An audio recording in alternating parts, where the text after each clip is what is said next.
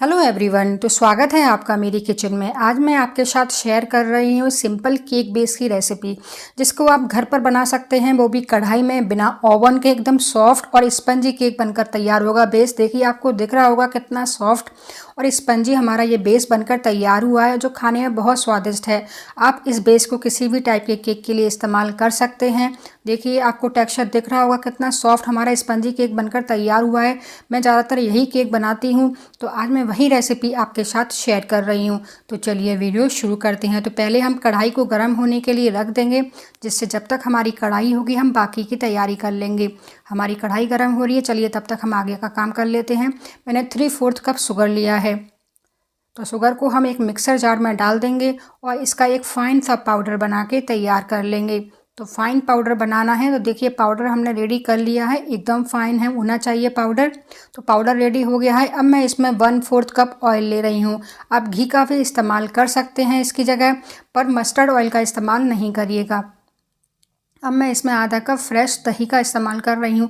तो दही आपका खट्टा नहीं होना चाहिए और रूम टेम्परेचर की सारी चीज़ें होनी चाहिए। फ्रिज की रखी हुई ठंडी चीज़ों का इस्तेमाल नहीं करना है। अब हम सारी चीज़ों को अच्छे से ब्लेंड कर लेंगे, जिससे क्या एकदम स्मूथ सा टेक्सचर हो जाएगा। आपको मिक्सी में क्या जल्दी फटाफट हो जाता है, आपको ज़्यादा ब्लेंड नहीं करना पड़ता और आपका टाइम भी बचता है। तो अच्छे से हमने ये फेंट दिया था। अब इसको हम एक बाउल में ट्रांसफ़र कर देंगे। तो हमने इसको एक बाउल में ट्रांसफ़र कर दिया है। देखिए, आपको टेक्सचर दिख रहा होगा एकदम स्मूथ है, बिल्कुल भी इसमें लम्स वगैरह कुछ भी नहीं है। अब इसमें हम बाकी की चीज़ें ऐड कर देते हैं। तो अब मैं 1 कप मैदा ले रही हूँ। तो मैं ये केक बेस मैदा से बनाकर तैयार कर रही हूँ और 1 कप मैदा का इस्तेमाल कर रही हूँ। अब इसको कट एंड फोल्ड मेथड से हम इस तरह इसको मिक्स करेंगे। तो आप आराम से इसको मिक्स करिएगा अच्छे से, बिल्कुल भी इसमें लम्स वगैरह नहीं रहना चाहिए। और कट एंड फोल्ड मेथड से हम इसको अच्छे से मिक्स करेंगे जब तक ये सारी चीज़ें इसमें अच्छे से मिक्स नहीं हो जाती और एक स्मूथ सा बैटर तैयार नहीं हो जाता। तो देखिए, बैटर अच्छे से तैयार हो गया है। अब हम इसमें 1 टीस्पून बेकिंग पाउडर ऐड करेंगे। तो सिर्फ 1 टीस्पून ही ऐड करना है और 1/4 टीस्पून बेकिंग सोडा का इस्तेमाल करेंगे। इससे केक हमारा एकदम फ्लफ़ी बनेगा।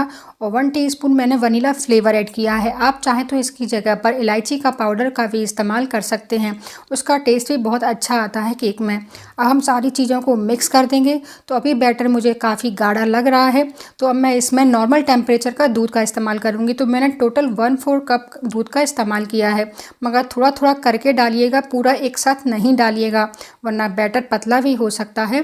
अब इसको अच्छे से मिक्स करते जाएंगे। तो अभी भी बैटर मुझे थोड़ा सा गाढ़ा लग रहा है, तो थोड़ा सा दूध का मैं इस्तेमाल और करूँगी। तो टोटल मैंने 1/4 कप दूध का इस्तेमाल किया है। याद रखिए, केक के लिए सारी चीज़ें नॉर्मल टेम्परेचर की होनी चाहिए, फ्रिज की रखी हुई चीज़ों का इस्तेमाल आपको नहीं करना है। तो हमने अच्छे से सारी चीज़ें मिक्स कर दी हैं। बैटर हमारा रेडी हो गया है। देखिए, आपको टेक्सचर दिख रहा होगा, इतनी ही हमें इसकी थिकनेस चाहिए। तो बैटर रेडी है। अब चलिए केक टिन में हम ऑयल से ग्रीस कर लेते हैं। बटर पेपर मैंने पहले ही लगा दिया था। आप इसको बिना बटर पेपर के भी तैयार कर सकते हैं केक को, वो आसानी से निकल जाता है। अब इस पर ऑयल या घी लगा दीजिए और सारे बैटर को हम इसमें डाल देंगे। तो बैटर हमने सारा डाल दिया है। अब इसको इवन कर देंगे और एक तरफ हमारे कढ़ाई गर्म हो चुकी है और बैटर को हम एक बार टैप कर देते हैं, जिससे बैटर सारा इवन हो जाए। और चलिए अब कढ़ाई की तरफ। तो कढ़ाई हमने पहले ही गरम करने रख दी थी। गरम कढ़ाई हो जाए उसी के बाद केक को रखेंगे और लो फ्लेम पर इसको 30 से 40 मिनट के लिए पकने देंगे, जब तक केक हमारा अच्छे से नहीं पक जाता। ये आपकी गैस की फ्लेम पर डिपेंड करेगा, तो 4-5 मिनट का डिफरेंस हो सकता है। अब इसको हम चेक कर लेते हैं। 45 मिनट के में ये केक बनकर तैयार हो गया था। देखिए, नाइफ एकदम क्लीन आ रहा है, मतलब केक आपका रेडी है। अब इसको ठंडा होने देंगे। ठंडा होने के बाद ही हम इसको डिमोल्ड करेंगे। तो केक हमारा ठंडा हो चुका है। अब चारों तरफ हम एक बार नाइफ घुमा देते हैं, जिससे केक हमारा आसानी से निकल जाए। तो नाइफ हमने घुमा दिया। केक को निकाल लेते हैं। देखिए, केक हमारा कितनी आसानी से निकल आया है और कितना सॉफ्ट और स्पंजी केक हमारा बनकर तैयार हुआ है, जिसको हमने ओवन में नहीं बनाया है, कढ़ाई में बनाकर तैयार किया है। तो आप भी इसको ज़रूर ट्राई करिएगा। सिंपल सा केक बेस है मगर खाने में बहुत टेस्टी है।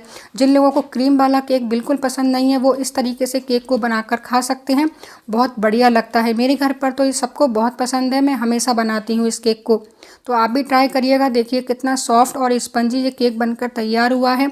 आपको काटने पर ही इसका टेक्सचर समझ में आ रहा होगा। देखिए, है ना कितना सिंपल और इजी केक। तो ट्राई करिएगा। आई होप आपको वीडियो पसंद आया हो। Thank you.